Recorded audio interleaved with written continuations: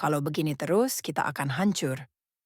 Jeritan gemetar dari ahli analisis politik terbaik Korea ini mengguncang seluruh Korea. Akurasi 99,7% dari model AI yang memprediksi ketidakstabilan politik Asia Tenggara menunjukkan krisis Korea dan bangkitnya Indonesia. Seorang ahli menganalisis hal ini secara mendesak. Saya lulusan jurusan Ilmu Politik Universitas Seoul. Selama 15 tahun terakhir, saya mengembangkan model AI untuk memprediksi ketidakstabilan politik Asia Tenggara. Sistem prediksi risiko politik yang saya kembangkan telah memprediksi gejolak politik dengan akurasi 98,7%.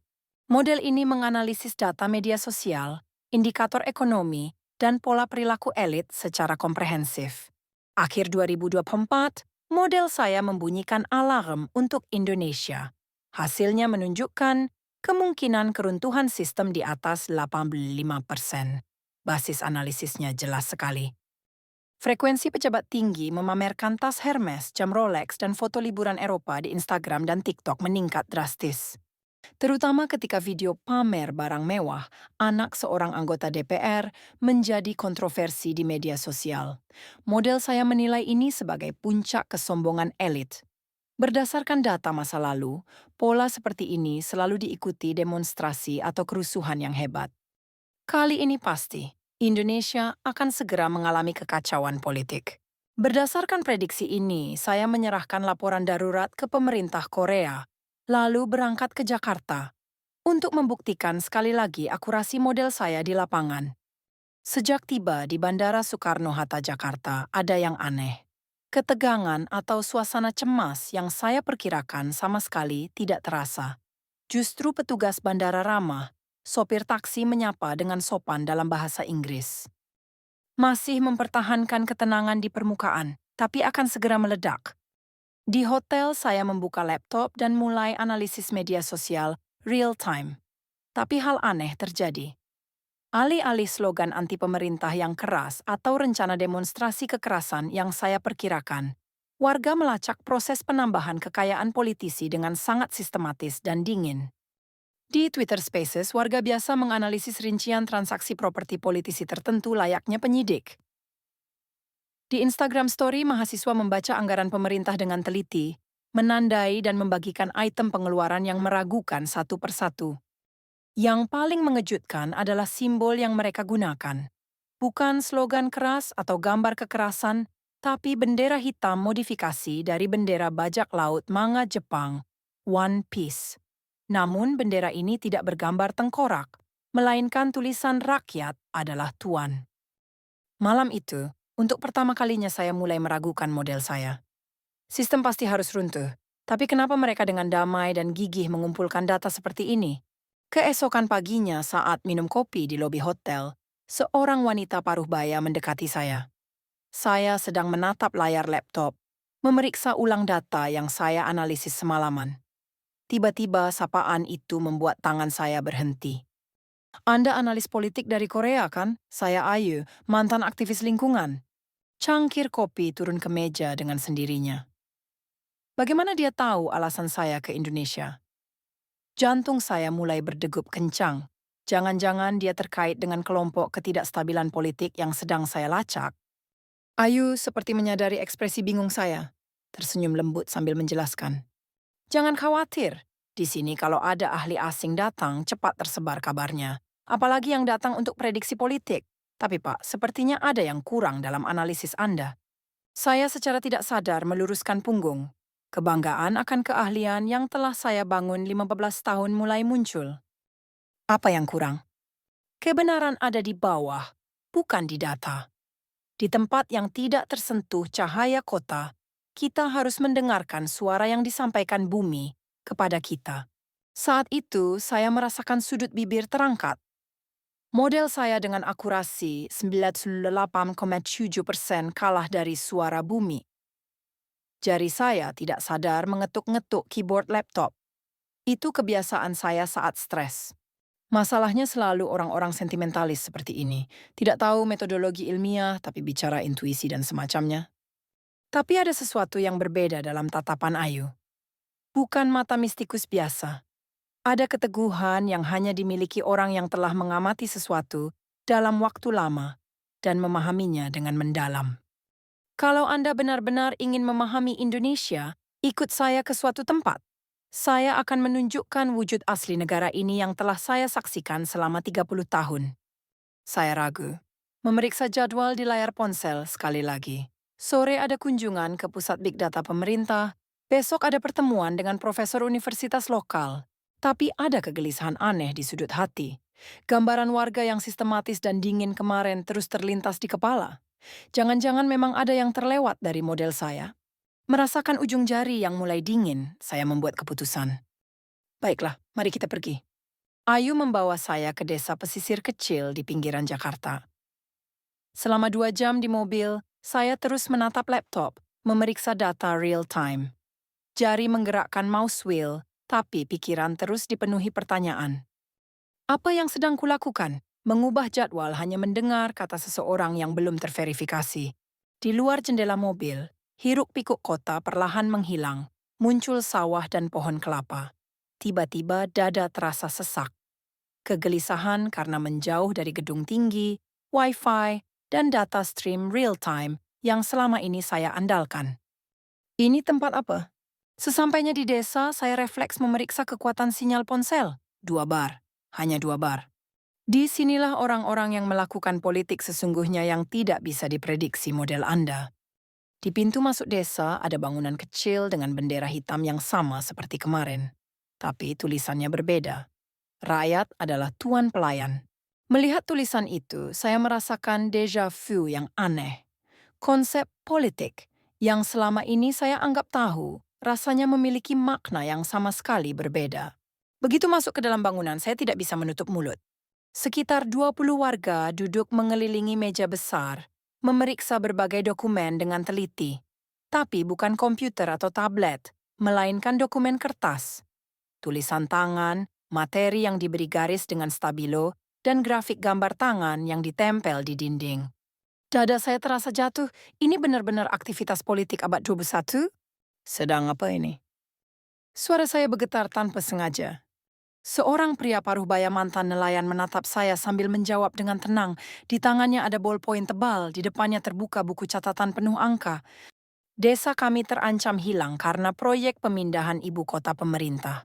Jadi kami melacak aliran dana politisi terkait proyek ini. Mencatat satu persatu kemana anggaran pemerintah mengalir, siapa yang diuntungkan. Saat itu, bulu kuduk saya berdiri. Mereka melacak korupsi politisi secara manual, tanpa sistem AI canggih yang saya kembangkan. Sudah bertahun-tahun pula. Merasakan lutut lemas, saya bersandar ke dinding. Grafik besar di dinding semakin mengejutkan. Grafik pertumbuhan kekayaan politisi terkait proyek pemindahan ibu kota, IKN, perkembangan kerusakan lingkungan, dan kondisi kerusakan mata pencaharian warga, semuanya dirangkum dengan tulisan tangan. Akurasi dan detail grafik itu lebih teliti dari penelitian manapun yang pernah saya lihat di pasca sarjana. Bagaimana bisa semua ini? Suara saya hampir seperti bisikan. Keyakinan seumur hidup bahwa hanya teknologi canggih yang bisa mengungkap kebenaran mulai goyah. Kami melakukan ini sejak 30 tahun lalu, sejak era Soeharto. Mendengar itu, saya melepas tangan dari dinding dan mundur selangkah. 30 tahun mereka seperti ini. Semua sirkuit logika di kepala mulai kacau. Kesadaran bahwa model saya hanya melihat dari atas dan sama sekali melewatkan suara besar yang naik dari bawah, menyambar seperti petir. Telapak tangan berkeringat dingin. Model keahlian yang saya bangun 15 tahun terasa tidak berdaya di hadapan desa pesisir kecil ini. Saat itu dari belakang bangunan muncul seorang lansia. Pria sekitar 70-an dengan pakaian rapi dan tatapan tajam. Begitu dia melangkah masuk, suasana ruangan berubah halus. Pandangan orang-orang secara alami tertuju padanya. Ini Pak Prabowo, pembimbing spiritual kami. Mendengar perkenalan Ayu, lutut saya terasa gemetar. Prabowo, nama itu bergema di telinga saya, kepala jadi kosong.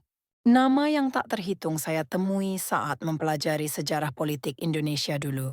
Salah satu tokoh inti rezim Soeharto, bahkan setelah demokratisasi masih di pusat kekuasaan. Jantung mulai berdebar kencang, Realitas bahwa saya sedang berhadapan langsung dengan tokoh yang hanya bisa saya lihat di buku sejarah. Pak Prabowo menatap saya diam-diam, lalu perlahan membuka mulut. Suaranya solid untuk usianya, tapi ada kesedihan mendalam yang meresap. Anda dari Korea, katanya datang untuk meneliti politik kami. Tenggorokan saya tercekat sampai tidak bisa menjawab lama. Telapak tangan berkeringat, mulut kering kerontang. Akhirnya dengan susah payah mengeluarkan suara, saya bertanya. Iya, tapi saya penasaran kenapa Bapak ada di sini. Dia menatap saya dan berhenti sejenak. Beberapa detik keheningan itu terasa seperti keabadian bagi saya, lalu dengan helaan napas dalam membuka mulut. Dulu saya melakukan banyak kesalahan atas nama pembangunan negara. Merusak lingkungan, menginjak-injak kehidupan rakyat kecil. Pilihan-pilihan salah era militer yang saya sesali seumur hidup.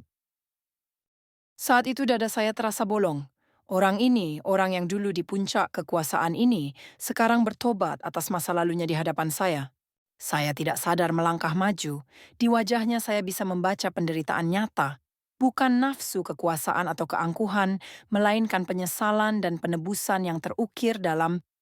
Setelah pensiun, saya belajar apa itu demokrasi sejati di sini. Bukan politik yang melihat dari atas, tapi politik yang dimulai dari bawah.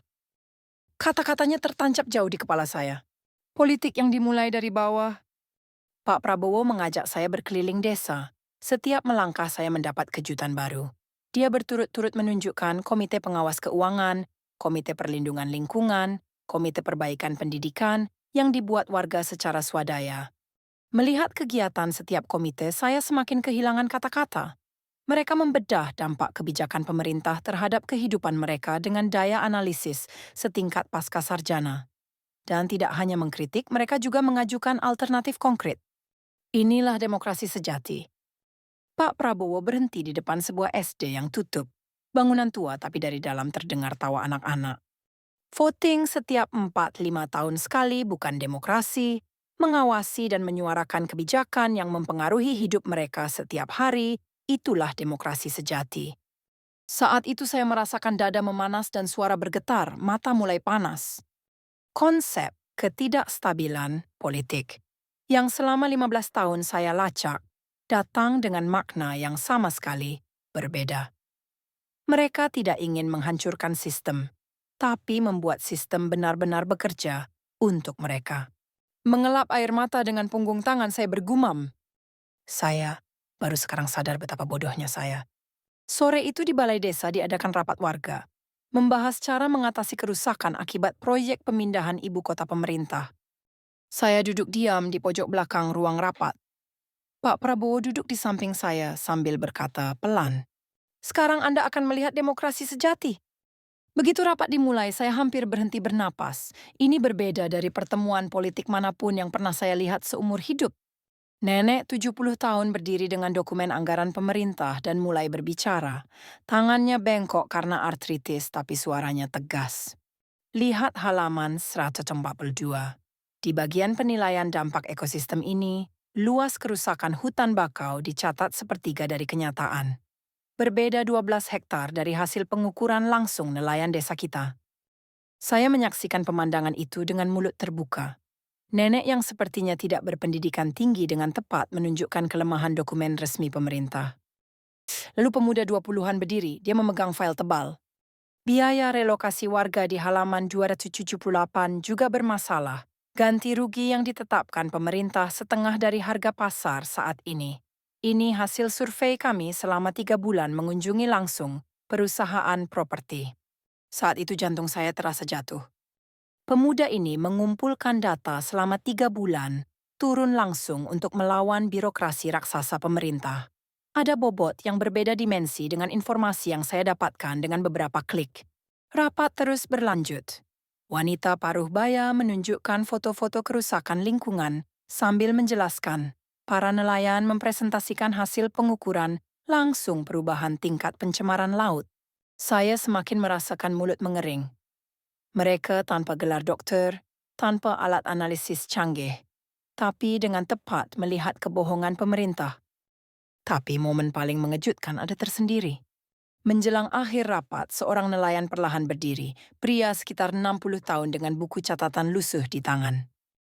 Kawan-kawan, saya ingin mengatakan satu hal. Suaranya bergetar tapi tegas. Kami tidak ingin menggulingkan pemerintah. Kami hanya ingin membuat pemerintah benar-benar bekerja untuk rakyat. Bukankah itu sebabnya kami yang jadi tuan? Mendengar kata-kata itu, tubuh saya bergidik. Semua fenomena yang model saya interpretasikan sebagai keruntuhan sistem ternyata adalah upaya perbaikan sistem. Indonesia bukan sedang runtuh, tapi berevolusi. Air mata mulai menggenang. Saya sadar betapa sombong saya selama 15 tahun, betapa banyak yang terlewat. Setelah rapat selesai, saya keluar sendirian dari balai. Bintang-bintang di langit malam bersinar jauh lebih terang dari yang saya lihat di Jakarta. Pak Prabowo mendekat. Bagaimana menurut Anda? Tenggorokan tercekat, tidak bisa menjawab lama. Lalu akhirnya membuka mulut. Saya salah seumur hidup, tidak tahu apa itu demokrasi, apa itu politik. Jangan begitu, bukankah Anda baru menyadarinya? Malam itu kembali ke hotel, saya duduk di depan laptop. Tangan gemetar. Rasa takut harus meninjau ulang semua asumsi dan model yang saya bangun 15 tahun. Sekaligus kegembiraan menemukan sesuatu yang baru saling silang. Sambil mengklik mouse, saya bergumam. Mulai sekarang semuanya dimulai lagi. Dengan bantuan Ayu dan Pak Prabowo, seminggu lagi saya mengunjungi lebih banyak komunitas akar rumput, komunitas pengawas kerusakan perkebunan kelapa sawit Sumatera, perkumpulan warga pelacak limbah pabrik Jawa, komite pengawas pembangunan wisata Bali. Di setiap komunitas terjadi hal-hal menakjubkan. Mereka tidak sekadar mengkritik kebijakan pemerintah, tapi mengajukan data konkret dan alternatif. Dan semua kegiatan ini terhubung melalui media sosial membentuk jaringan nasional. Saya sadar, semua aktivitas media sosial yang saya tafsirkan sebagai ketidakstabilan politik ternyata adalah bentuk baru demokrasi partisipatif. Kembali ke hotel, saya mulai merancang model baru. Bukan analisis melihat dari atas, tapi model yang menangkap data naik dari bawah. Nama model baru itu Sistem Prediksi Indeks Partisipasi Warga. Sistem yang menganalisis secara komprehensif tidak hanya media sosial politisi, tapi juga kegiatan komunitas akar rumput, tingkat partisipasi warga dalam kebijakan, dan tingkat kegiatan otonom daerah. Setelah begadang 3 malam menyelesaikan model baru, saya menganalisis Indonesia lagi. Hasilnya mengejutkan, bukan kemungkinan keruntuhan sistem 85%, tapi indeks evolusi demokrasi 92%.